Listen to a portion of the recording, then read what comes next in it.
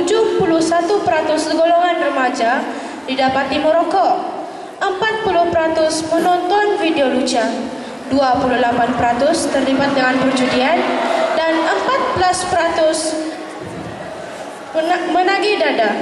Itu belum lagi kes-kes mongan bayi dan rempet. Yalah Jana, apalah ada dengan para remaja pada hari ini. Banyak yang berlomba-lomba untuk terlibat di dalam berbagai kejahatan moral. Malah, nilai-nilai agama dan moral semakin dipandang sebelah mata. Jana, ingat tak tahun lepas, ibu bapa kita bawa kita melancong kemana? Hai, takkan tak ingat. Kan kita pergi ke Langkawi tahun lalu. Apa tempat-tempat menarik yang kita lewati di Langkawi? Kakak ni buat soalan kuis pula. Kan kita pergi menaiki kereta kabel di Gunung Mat Cincang, Dataran Helang, Underwater World di Pantai Cenang, dan Kampung Beras Terbakar. Ada satu lagi, adik lupa lah. Hah? Ada lagi? Alah, adik lupa kah? Bukankah kita melawat ke makam Masuri? Ya, betul. Kakak, dari tadi kita bercerita tentang remaja dan Pulau Langkawi. Apa kaitan dengan slot kita yang seterusnya? Sebenarnya, dalam slot yang berikutnya, sidang audien, Anda akan dipersembahkan dengan puisidra berdasarkan sajak harga remaja dan Masuri yang dipetik daripada antologi harga remaja. Oh, baru adik faham. Kita bercerita tentang gejala sosial tu sebab ada kaitan dengan sajak harga remaja. Dan Pulau Langkawi tu sebab Langkawi terkenal dengan kisah legenda Masuri. Manakala yang istimewanya pula, sajak-sajak ini akan diapresiasikan dalam bentuk drama. Sebab itulah aktiviti ini dipanggil sebagai puisidra, iaitu puisi dan drama. Tepat sekali Jana. Kemudian, persembahan setiap drama akan diikuti oleh pendeklamasian sajak, yaitu sajak harga remaja yang akan dideklamasikan oleh saudari Whitney Wilfred. Sementara sajak Masuri akan dideklamasikan oleh saudari Ma Hui Ling. Sidang Dewan sekalian, marilah kini kita bersama-sama menghayati persembahan puisi drama. Tak bersalah, hamba difitnah, Datuk. Kasihanilah hamba, Datuk.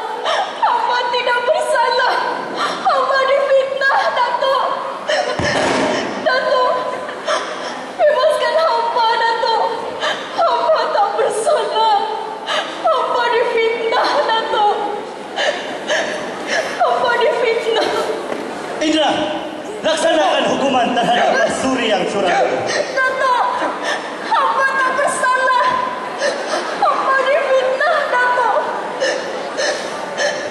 Dasar perempuan sihir. Entah ilmu apa yang digunakannya supaya takluk senjata. Abang, mungkin kita perlu menggunakan senjata lain untuk membunuh perempuan terkutuk ini. Barangkali kita harus menunggu adikku Wanderus pulang. Mengapa? Supaya dia boleh melihat sendiri wanita yang telah mengkhianatinya. Abang mahu Wanderus berjumpa dengan perempuan curang ini? Abang mahu adik abang menderita? Indra, teruskan mencoba. Walau sekepal manapun, keadilan harus ditegakkan. Teruskan dengan hukuman. Perempuan berdebah ini harus mati juga. Hamba tak bersalah, Datuk. Hamba difitnah, Datuk. Tolonglah, Datuk. Ini semua fitnah, Datuk.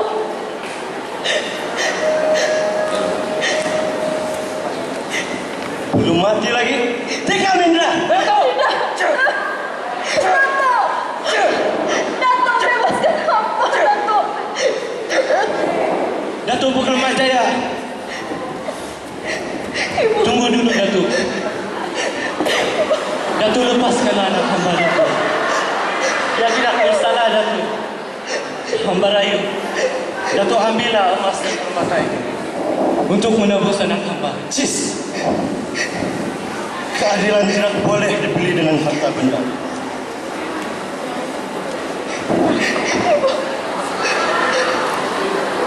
Namun Datuk, keadilan apakah yang Datuk war-warkan ini?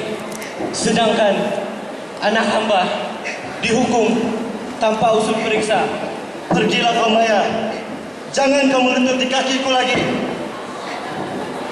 Sesungguhnya keadilan bukan di tanganku, tetapi di tangan kebenaran. Tapi Datuk, ini bukan kebenaran Datuk. Ini semua dusta. Ini fitnah belaka. Cukup. Nampaknya bersungguh benar Datuk ingin melihat darah hamba mengalir di bumi Langkawi ini. Datuk, barangkali sudah sampai masanya. Selagi hamba bernyawa dan orang yang hamba sayang dihina dan diperlakukan seburuknya, hamba tak sanggup menerimanya, Datuk. Dengarlah kata-kata hamba ini. Penyerahan hamba ini bukan bermaksud hamba mengalah, namun semata-mata kerana hamba redha akan ketentuan Tuhan. Kalau sudah tekad, Datuk dan penduduk Langkawi ingin melihat hamba mati, pergilah ke rumah bapa hamba. Di dalam biliknya terdapat sebuah almari. Di dalam almari itu, Masuri, jangan Masuri. Indra, Belko, cepat. di dalamnya terdapat sebuah keris pusaka berhulu emas.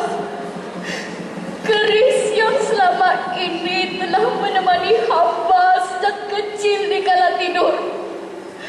Kalaulah benar ajal hamba sudah sampai, maka hanya keris itu yang bisa mengambil nyawa hamba. Indra.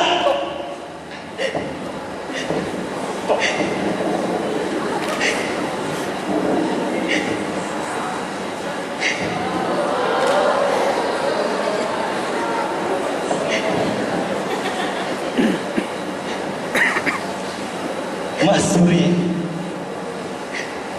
barangkali ada kata-kata terakhir darimu sebelum nyawamu melayang.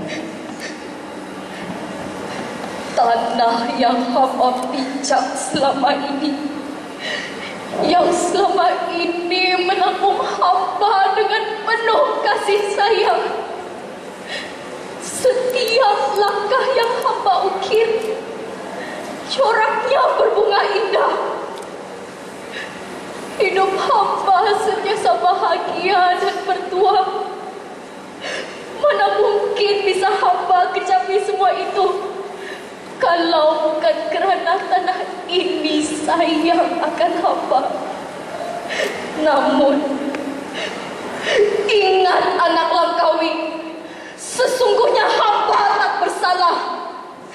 Kalian lihatlah nanti, apabila darahku ditumpahkan, bumi bertuah ini tak akan sanggup untuk menjamahnya. Dan kerana ketidakadilan yang dilakukan ke atas hamba. Ya Allah, ya Tuhanku, sesungguhnya hamba-Mu ini teraniaya. Tak ada cara lagi untuk hamba membuktikan kesucian hamba ini, ya Allah. Maka Kau makbulkanlah doaku ini. Jika benar aku tidak bersalah, maka putihlah darahku. Tikam perempuan durjana itu. Tidak.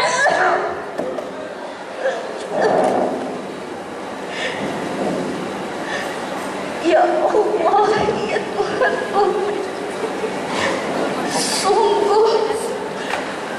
sungguh hatiku hancur luluh atas nasib malang yang menimpaku ini.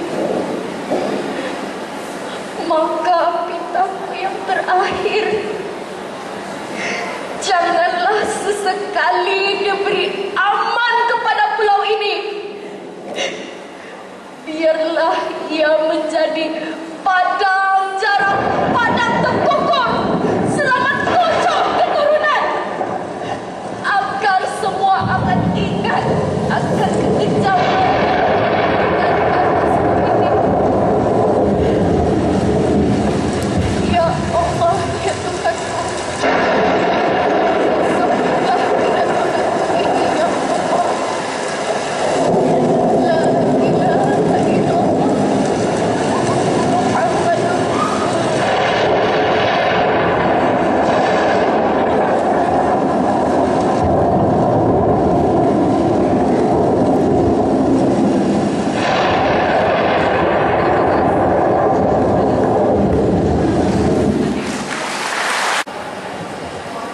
Sajak Masuri, karya Zurina Hasan.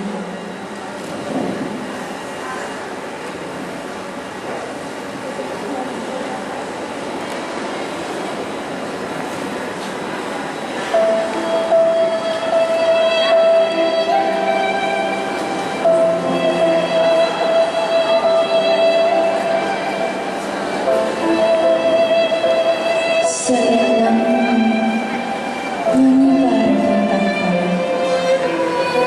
menyambut tetamu pulang. Setiamu menjadi lagu, nyanyian ombak pagi.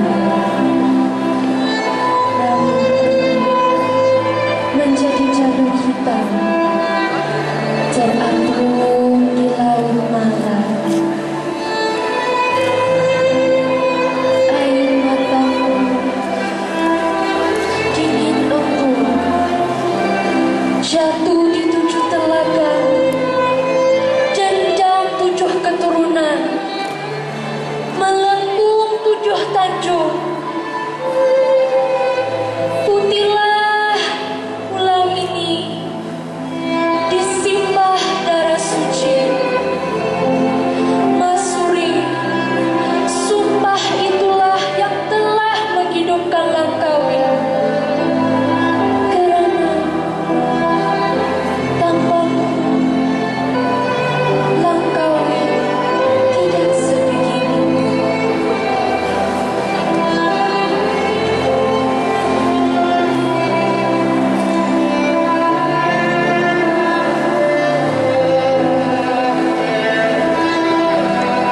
Kata orang, Masuri tidak pernah hidup.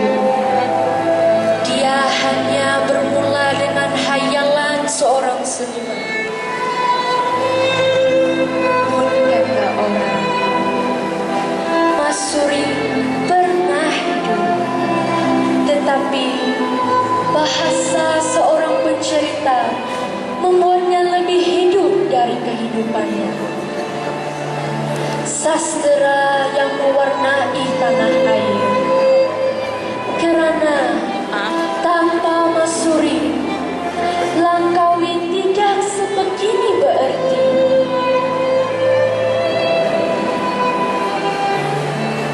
Masuri membesarkan Langkawi. Sastra membesarkan tanah